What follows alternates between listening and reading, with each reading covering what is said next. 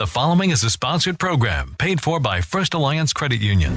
Welcome to Good Money Moves, featuring Jenna Taubel from First Alliance Credit Union and Andy Brownell. Here's Andy Brownell on Rochester's News Talk, 1340 KROC AM and 96.9 FM. Welcome to Good Money Moves. I'm Andy Brownell with Jenna Taubel, AVP of Marketing with First Alliance Credit Union. How are you doing, Jenna? I'm good. How are you, Andy? Doing very good. Thank you. So last week we talked about how to use a HELOC, a home equity line of credit to pay for a second home. Yes. What are we going to explore this week for Good Money Moves? Yes. Well, I feel like we've talked a ton about home equity the last couple of episodes, and I think now it's time to switch gears and talk about buying a used car. Oh, yeah. You know, I love cars, but the stress involved in buying a used one is not fun.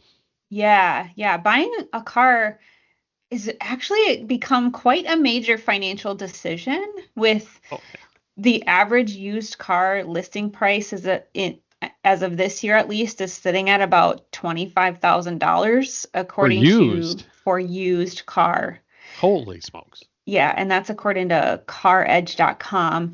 Carfax suggests that the range is between $18,000 for something like a small sedan up to about $33,000 for a used like luxury SUV or a pickup truck. So, and that's used prices. And the pickup truck, I think that's a little low even. That could be, it could be low. Depends on what size and if you got a four-wheel drive, they're a lot higher. Yes. Yeah. So, I mean, we're talking big money, right? This isn't like pennies. This is a major financial decision at this point. So that being said, though, like those prices seem high, but the average price has actually started to come down from where it was even just a few years ago. So like in 2022, the average price was actually sitting at about $33,500. Yeah, that was pandemic stuff. Yeah. Yep. And so finally starting to see some of the pricing come down, but not as much as maybe we would all like to see it. But really, with that much cash on the line, even for a used car, now we're not even talking new cars, which you can double all the prices I just said there, if not triple, and depending on what you're looking at. But, I just felt it was really important that we delve into a few of the essential questions to ask when it comes to buying a used car so that you can really help yourself make informed decisions that are going to help you select a vehicle that's going to work for you personally and how you use it, but also keep it budget friendly. Yeah. As best as possible. True story. This is many, many years ago. I bought a car for $50 and I drove it for 3 years. Yeah. Yep. Yeah. Yeah. They just don't. I think I bought a brand new Scion XD back in 2008. So not even that long ago in the grand scheme of things, right, for about $18,000. Brand new. Brand spanking new, yeah. And I drove that thing forever. I passed it off to my oldest kiddo when they got their license, and they drove it until somebody rear-ended it. Like, we used that car until it died, literally. Yeah. Well, the one, positive aspect of this before we dive into it, these newer vehicles, although they cost a lot more, the engineering on them, you should be able to get a lot of miles. You can take care of them. Okay. Yes. So obviously, when you compare the prices to the new vehicles, buying a used car is very much a practical option. But where do we start? Yeah, so I think let's maybe just start with doing your pre-purchase research, we'll call it. So before you even consider any vehicle or you set your mind on any specific type or style, make, model, year, any of that in a vehicle, you need to stop and ask yourself, what do you need in the vehicle versus what do you want in the vehicle, right? Because what you need might be gas efficiency, but what you want might be a pickup truck. And those things don't necessarily go together. So you have to start to kind of weigh some of that before you even start thinking about calling a dealership or even getting pre-approved for a loan in that matter. Like, start really thinking and asking yourself these questions, like assess your needs. Take time to determine the type of car that you need based on your lifestyle and your budgets. And make sure that when you're thinking about that too, that you're factoring in costs like insurance, gas, regular maintenance on that vehicle. Each different vehicles need different maintenance schedules sometimes, or they require more expensive oil than another type of vehicle. So these are things to consider. So, I think a 21-year-old college student might be more interested in something that's fuel efficient, like a little 2-seater or a little hatchback, so they can reduce the commuting costs, and then they can even find easier parking on like crowded campus lots and things like that. However, on the flip side, a mom with 2 toddlers is going to want to prioritize things like safety features, space in the trunk for strollers, or their latest IKEA purchases, and make sure that back seat is actually comfortable and set up to seat their kids, right? So these are different things, different needs, different lifestyles. So in other words, a minivan. Yes, or a very nice SUV. Depending on your budget. True. And so I think researching, once you kind of have your needs assessed and what you actually need in a vehicle, then you can start looking into what cars, the makes and models that interest you that align with those needs, right? And then start checking, what are the market prices here? What are the reliability scores? What is the average maintenance cost? What kind of safety ratings do they have? That's a huge one.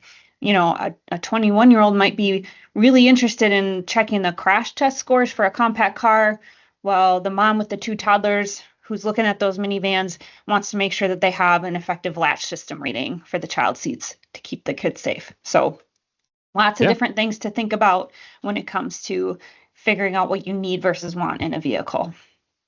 I'm a great believer in research. Yes. Spend a ton of time on it for far less expensive purchases than a vehicle. So months of research before I step into a vehicle at these prices. So what's another question to ask once you've zeroed in on, let's say, a few options for the next vehicle you might own? Yeah, so once you've kind of got your short list of vehicles that you're looking at and looking for, you're likely going to start doing some additional online research to then find a vehicle that actually fits your need in your budget, in driving distance in some cases, right? So that's where you really start to kind of dig into, is this vehicle that I want even available on the used car market? Because sometimes the answer is no. Right.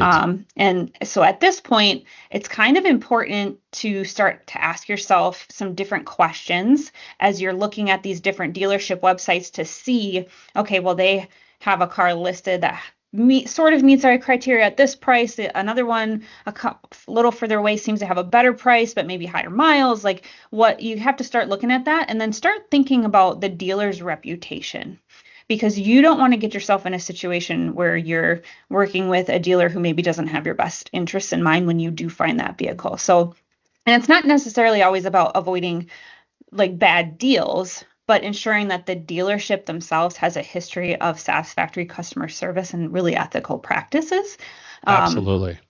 Because there are, unfortunately, people out there just looking to make a quick buck and maybe not being as honest with you as they should be about the vehicle that they're trying to sell you. It happens.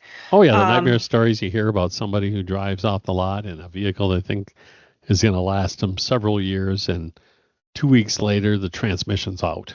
Exactly. Yep. So this is where it becomes, before you even contact a dealership who has a vehicle that you're interested in, make sure you take just some time to check their online reviews on Google or Yelp, wherever they have reviews listed. If they have a Facebook page, check them out there. You'll be able to really quickly tell how they tend to conduct business and how they respond to customer concerns, right? If they're kind of putting problems back on the customer or refusing to make right on issues or not even responding at all, that's a huge problem. It's every organization that you're ever going to check a review on is going to have negative reviews out there. Right. It just, nobody can be 100% perfect and give 5-star experiences across the board. What you want to understand and know when you're looking at this is, how are they making it right and how are they responding to those concerns in that public view? So if you need to, you can go as far as consulting like consumer protection agencies if something doesn't seem right, or if you see that there's maybe some complaints or that have been unresolved with the dealer, things like that. But this is one thing that I think a lot of people don't necessarily think about in the car buying process because they're so excited to have found that car that fits their budget and kind of checks off a lot of their list. They sometimes forget to ask, who am I actually doing business with? That's a key component of making sure that you get a vehicle that fits your lifestyle and your budget for the long run. And you mentioned that everybody, no matter what, there's going to be somebody who complains, but I always look for a pattern. Yes, exactly. Exactly. Yeah. And if you look at enough, you'll quickly see that. And do the same thing with vehicle make and model as well, because there's a ton of information about there around different vehicle makes and models where you can see actual customers who have purchased those vehicles, regardless of dealership or where they got it, and how that vehicle actually performed for them. And you can also start to pick up on trends with certain vehicles, which might help you narrow down your list.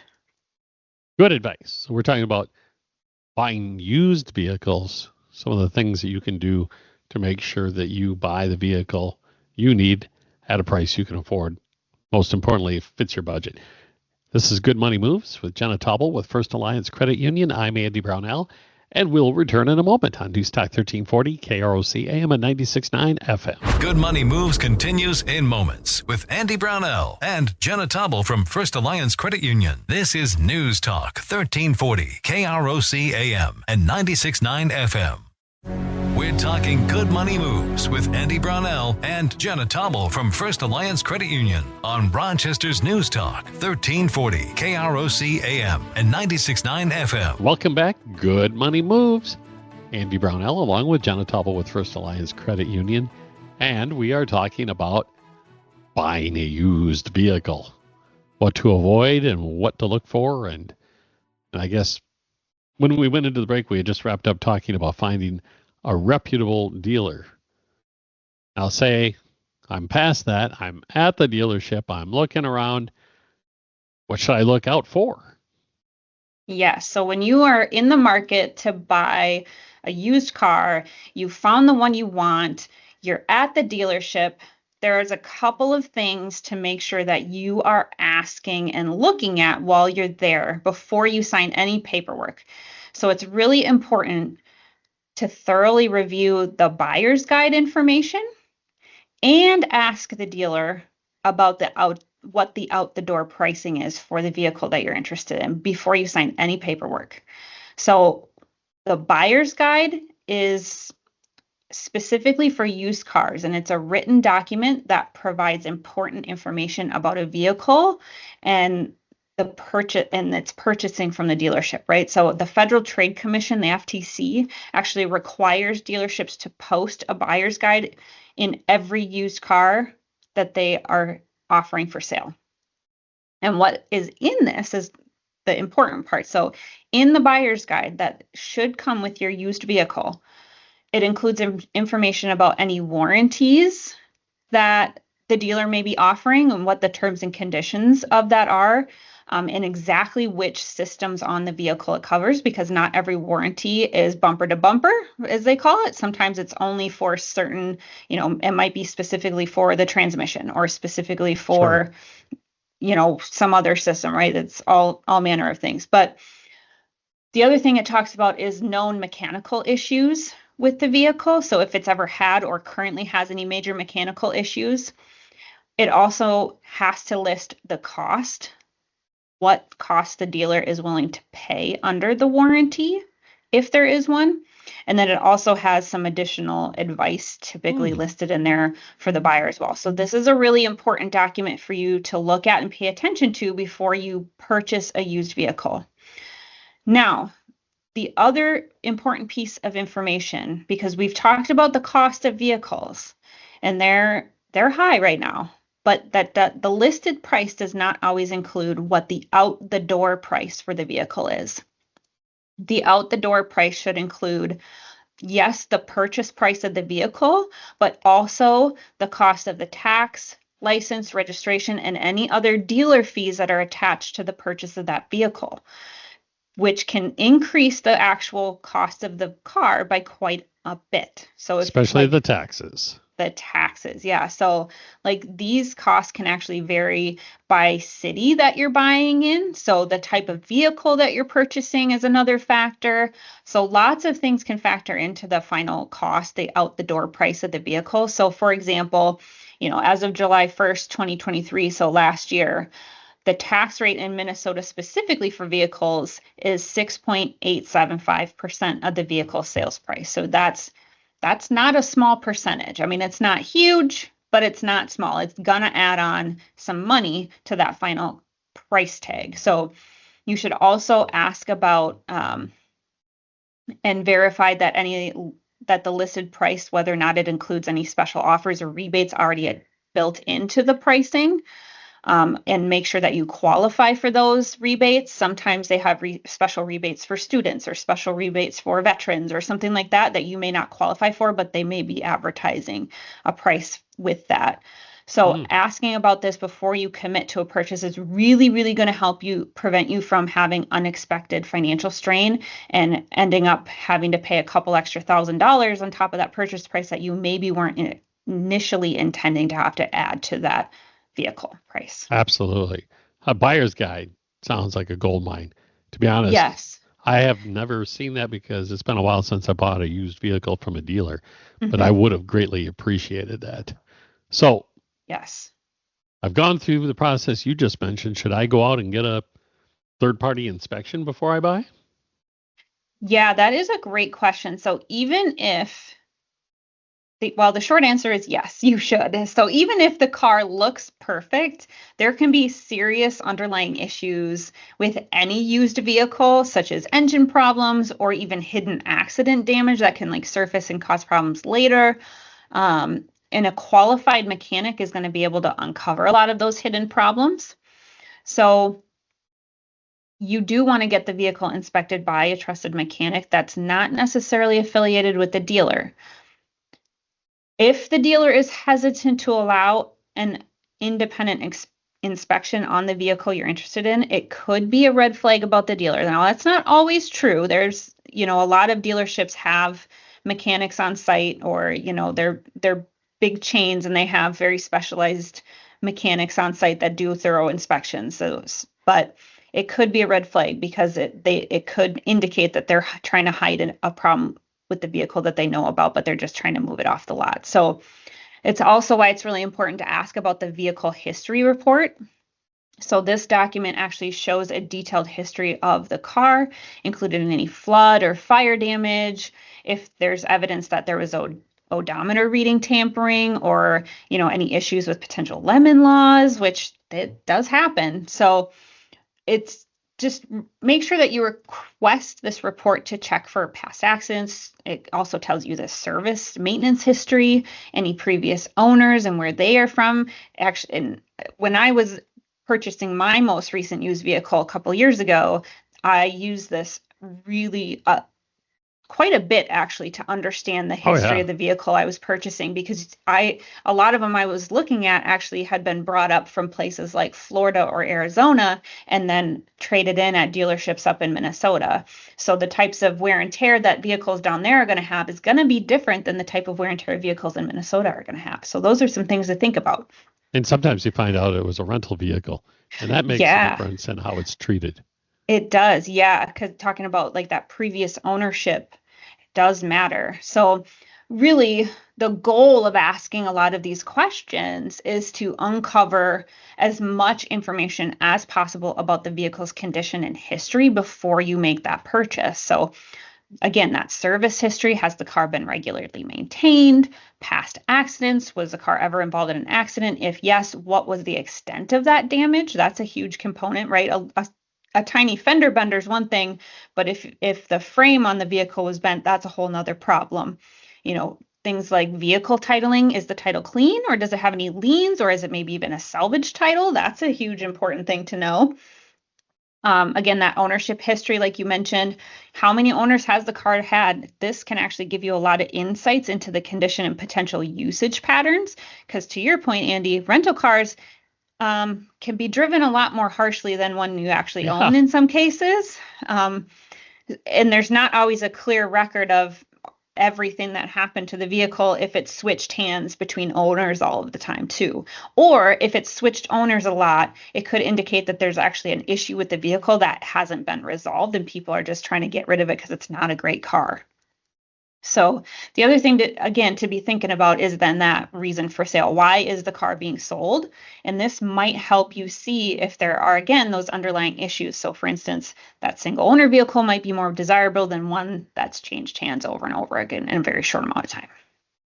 So it goes back to the same old axiom. The perfect one is the little old lady only drove it to church and kept it the entire time.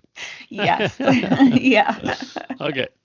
We have to take a break, but we're talking about buying the right used car, the one that's going to work for you and your budget on Good Money Moves. And we'll be back in a moment on News Talk 1340, KROC AM, and 96.9 FM. Good Money Moves continues in moments with Andy Brownell and Jenna Taubel from First Alliance Credit Union. This is News Talk 1340, KROC AM, and 96.9 FM.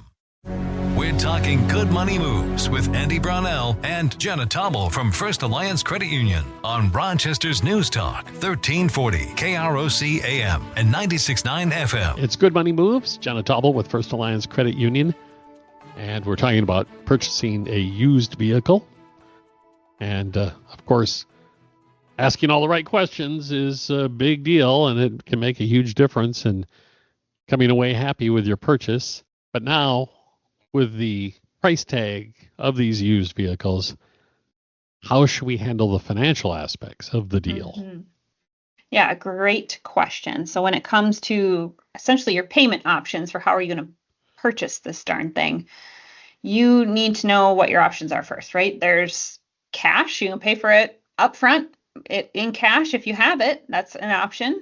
You can finance it completely. Or you can do a combination of the two, right? Use some cash for a down payment, finance the remainder, which is the most common scenario. So, but it does, regardless of what direction you go and how much down payment you put up, you do have to take some time to consider what your current financial situation is and kind of your long-term budgeting. How much of a payment can I afford? So taking some time to really understand the pros and cons of financing a used car versus paying outright. Again, most people do a combination of cash down payment with some financing, but regardless, that means you do need to understand the loan terms that you're going to be getting into. So really ensure that the terms do not put too much pressure on your financial stability. In most cases, you're going to be paying this car down for the next 3 to 5 years, sometimes longer, depending on what the loan terms are. So make sure that you're taking some time to compare those interest rates, compare the terms from, the dealership's going to offer you some, your local credit union like First Alliance can offer you some. And this is a really great opportunity to actually get pre-approved for a vehicle before you even start shopping so that you know exactly what you can afford and what you qualify for before you step foot in that dealership. And that actually gives you a little bit of purchasing leverage to when the dealer knows you're a serious buyer, you've got the financing lined up. That's always a good scenario for you. And you can always say, this is it. This is all I'm approved for.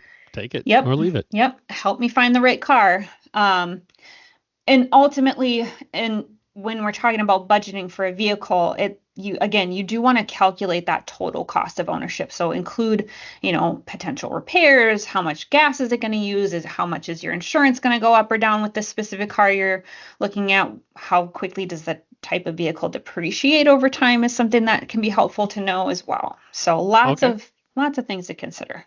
All right. The financial stuff's all good. What if I didn't follow your advice and I went ahead and didn't do my homework and I made a purchase anyway? What happens to that person? Yeah, well, you're taking on a lot of risk, actually. So, for instance, buying a car without a thorough inspection or without checking its history can actually lead you to inherit some really costly mechanical issues or hidden damages. And really put you in a sticky situation down the road where you've just 6 months later, you've bought a vehicle and it breaks down on the side of the road. And now you're spending thousands and thousands of dollars to get it functioning again. So there's also risk associated with things like salvage titles. They can actually be really difficult to get approval for loans for. Now, First Alliance Credit Union does allow purchase of salvage vehicles. But again, it could really affect the interest rates you pay, because there's a little bit more risk associated with those cars overall.